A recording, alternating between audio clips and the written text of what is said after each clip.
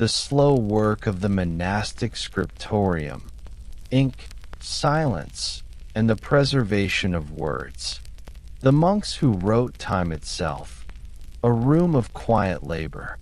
Imagine entering a medieval monastery in the 9th or 10th century. You pass through stone corridors cooled by damp air, where echoes of chanting linger. Beyond the cloisters and gardens, a special room waits, the scriptorium. Its air is still, punctuated only by the scratch of quills. Here, monks bend over wooden desks, copying words line by line, sometimes spending months, even years, on a single book. The scriptorium was not a place of haste. It was a workshop devoted to slowness, patience, and persistence. Each manuscript required animal skins for parchment, ink made from oak galls, and carefully prepared quills. To enter such a room was to step into the heartbeat of intellectual survival in the Middle Ages. The value of the written word. At a time when few could read, books were rare treasures. A single manuscript might be worth the same as a small estate. Without the work of scribes, most of the texts from antiquity would have been lost forever. The poetry of Virgil, the philosophy of Aristotle, the histories of Tacitus, these words survive because monks in distant scriptoria copied them with painstaking care. Copying was not just a task, it was a form of devotion. The act of writing was seen as an offering to God. Each letter had to be crafted with reverence, each word aligned in steady columns, each page tested for errors. For the monk hunched in silence, his cramped fingers and strained eyes were offerings as sacred as prayer. The tools of the trade. The tools of the scriptorium were simple, yet each required preparation. Parchment. Sheets were made from sheep, goat, or calf skins, soaked in lime, scraped smooth, and stretched to dry. Each hide could yield only a few pages. Ink. Most ink came from oak galls, parasitic growths on oak trees, crushed and mixed with iron salts. This produced a dark, lasting ink that still appears fresh after centuries. Quills. Goose feathers were hardened by heating and shaped into nibs. A scribe needed several quills ready, since the tips wore down quickly. Rulers and compasses. Before writing began, lines were carefully ruled into the parchment to guide the steady columns of text. Every step consumed time, so before a word was written, the book had already cost weeks of labor. Life in the scriptorium. The scriptorium was a place of silence. Conversation was minimal, since the act of copying demanded concentration. Monks might work in rows at slanted desks, their only light from narrow windows or candles that left soot stains across the parchment. Fatigue was constant. Complaints from scribes survive in the margins of manuscripts. The work is heavy, my hand is tired, my eyes are sore. Yet they continued, line after line, for the sake of their community and the faith they served. A monk might spend an entire career in this quiet labor, never seeing his name recorded, though the words he copied might survive 1,000 years. The beauty of illumination. Not all manuscripts were plain. Some were illuminated, adorned with bright pigments and gold leaf. Intricate initials bloomed into vines and beasts, margins curled with strange figures, half human, half animal, playful or grotesque. Illumination was more than decoration. It was a way of binding sacred meaning into the text, turning words into windows of divine beauty. Gold leaf, applied with painstaking care, reflected candlelight so that pages seemed to glow in the dark rooms of monasteries. Even a single illuminated letter could take hours to complete.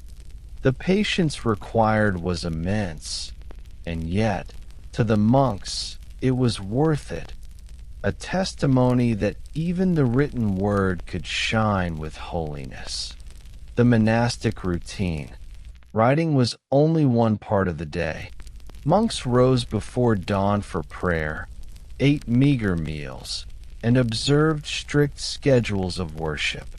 In between these rhythms, hours were devoted to copying. The pace was slow, perhaps a page a day for a skilled scribe. Large Bibles, requiring hundreds of pages, could take a decade to finish. The rhythm of quill and ink echoed the rhythm of prayer, steady, repetitive, enduring. It was not glamorous work, but in its very monotony lay its importance. The monotony preserved civilization, a tension between sacred and secular. Though monasteries were religious centers, their scriptoria did not confine themselves to purely spiritual texts. Alongside Bibles, psalters, and sermons, scribes copied works of medicine, astronomy, and philosophy.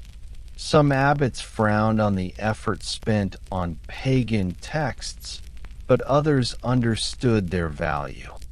Because of this ambivalence, much of ancient science and literature survives only because anonymous monks found it worthwhile to preserve. The contradictions of the scriptorium, torn between devotion and curiosity, became the foundation of Europe's intellectual revival centuries later. Closing thought for Section 1. As you picture the quiet labor of these scriptoria, you might wonder, how many voices of the past were lost because no monk chose to copy them? For every Virgil preserved, how many other authors disappeared into silence? Networks of preservation and the fragile threads of memory. Beyond a single monastery, no scriptorium was an island. Although each monastery worked largely in silence, together they formed a loose network that stretched across Europe. From the windswept coasts of Ireland to the sunlit valleys of Italy, scriptoria shared a common purpose: to preserve and multiply the written word. Monks often traveled between abbeys, bringing books as gifts or lending them for copying. Manuscripts moved slowly along rivers, roads, and even on the backs of mules. A manuscript might take months to reach another abbey, but once there, it could be carefully copied, ensuring that a text spread across regions. This slow duplication was the medieval equivalent of a printing press, centuries before movable type. The Irish and Anglo-Saxon tradition. In the early Middle Ages, Ireland and Anglo-Saxon England were renowned for their scriptoria. Isolated from continental turmoil, Irish monasteries developed their own distinctive styles of illumination, seen in masterpieces like the Book of Kells. Their monks copied Latin texts with intricate artistry, sometimes embedding local motifs of spirals, knots, and fantastical beasts. Anglo-Saxon scriptoria, too, played a crucial role. The double monastery at Wearmouth Jarrow, under the leadership of Abbot Ceolfrith, produced three great pandects, complete Bibles, in the 8th century. One of them, the Codex Amiatinus, survives to this day, a testament to endurance through centuries of fragile existence. Carolingian reform and standardization. By the 9th century, under the reign of Charlemagne, scriptoria became tools of imperial reform. The emperor recognized the power of the written word and demanded that monasteries across his empire adopt a clearer, more uniform script. This led to the development of Carolingian minuscule, a rounded and legible style of writing that remains readable today. Its clarity ensured that texts copied during this era could be easily studied, even centuries later. In a quiet way, the careful handwriting of monks shaped the legibility of European history. Charlemagne's reforms also expanded libraries, encouraged uniform liturgical texts, and established monasteries as centers of both religious and secular knowledge. The cost of materials. Books were not only slow to copy, they were expensive to produce. Parchment remained the greatest cost. A large Bible could require the skins of hundreds of sheep or calves. This meant that every manuscript was an investment of land, animals, labor, and time. The result was that manuscripts were chained to lecterns, locked in chests, or stored in carefully guarded libraries.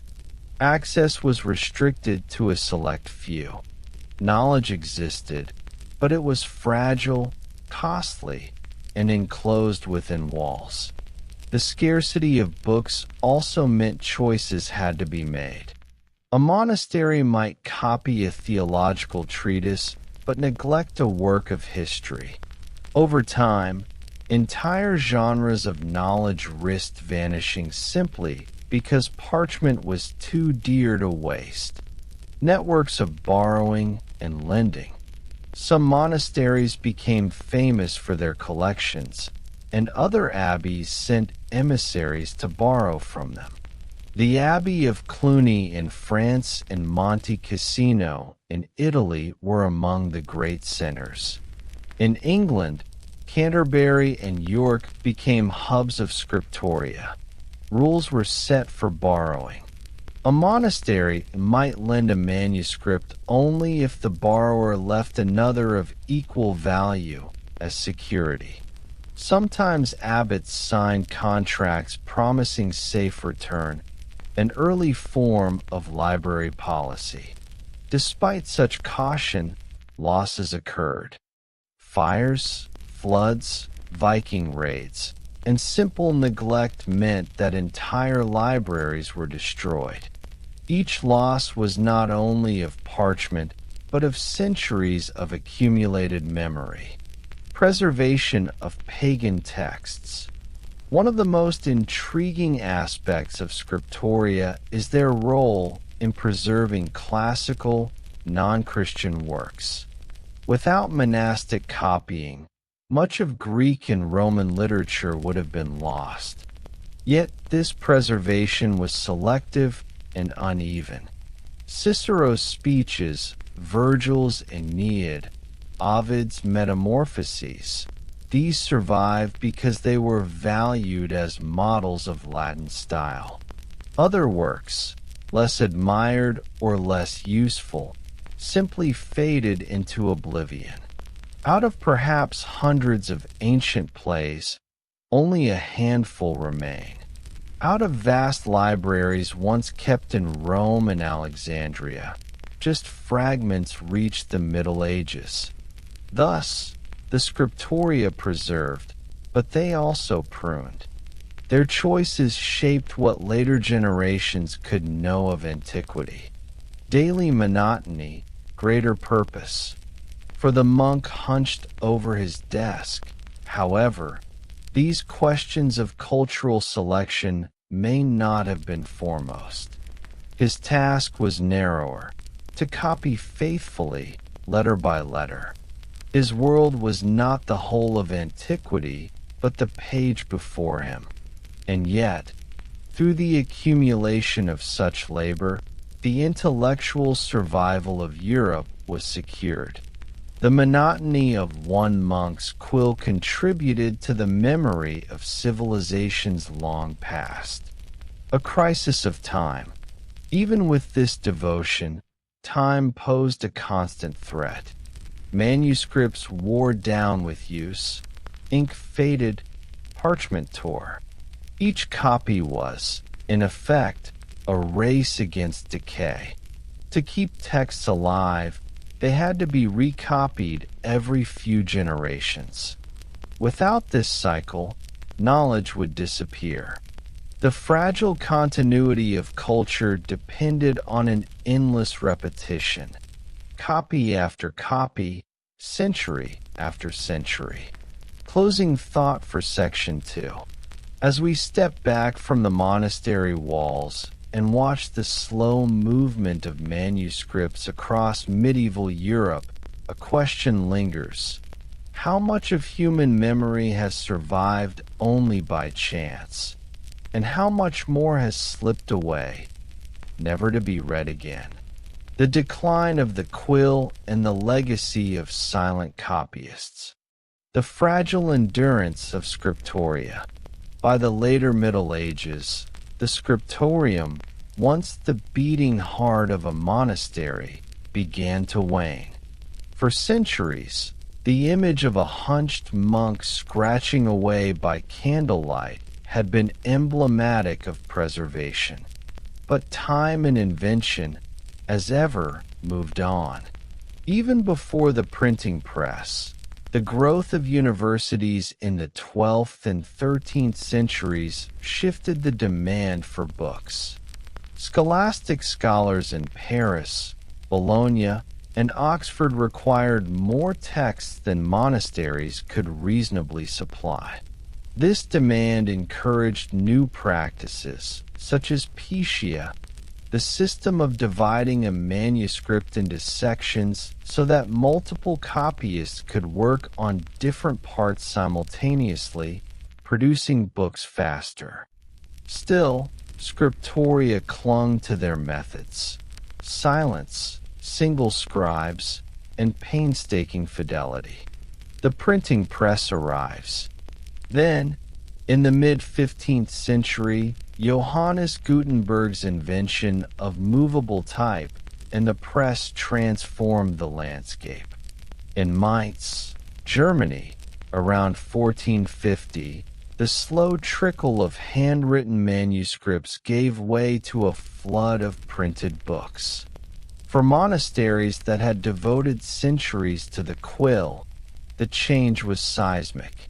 In a single decade, presses produced more books than Europe's scriptoria had managed in centuries. Works that had once taken years to copy by hand could now be replicated in days. The quiet scratching of quills in candlelight was replaced by the rhythmic clanking of presses. Where monks once stained their fingers with ink, printers now worked with blocks of type and oily presses. Resistance and acceptance.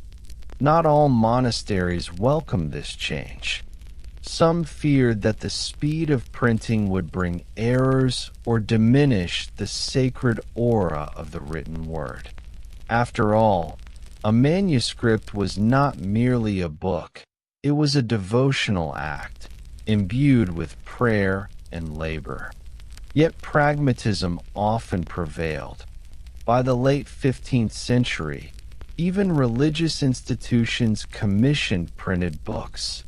Some combined the two arts. Early printed volumes were hand-illuminated to mimic the beauty of manuscript pages. For a time, the old and new coexisted. What was lost? With the decline of the scriptorium, certain aspects of the monastic culture of writing faded. The intimate connection between scribe and text weakened. A monk might spend months with a single gospel, meditating upon every word as he traced it. That spiritual engagement disappeared when a text could be printed by the hundreds. The individuality of handwriting was also lost.